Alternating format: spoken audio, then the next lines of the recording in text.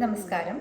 Welcome to the 7th episode of Arangam series. Today we'll be discussing about the Kartari Mukhahasta Viniyoga and Mayurahasta Viniyoga.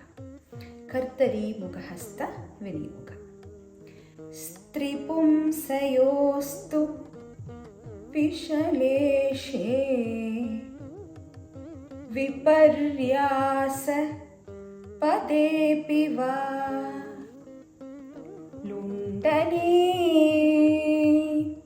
Nayanam Techa Marane Bedha Bhavane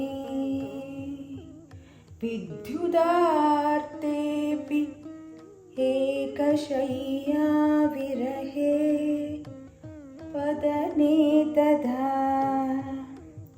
Latayam Yujyate Yastu Shakara Kartari Mukhaha.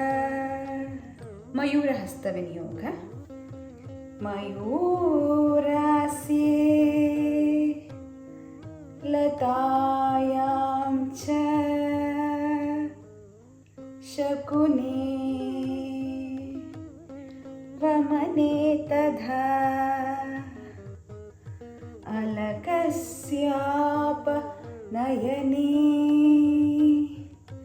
Laladatilakeshu cha Nadhyutakasya Nikshepe Shastravadhe Prasiddhake Evamartheshu yujyante Mayurakara bhavanaha. Thank you for watching. See you on the next episode.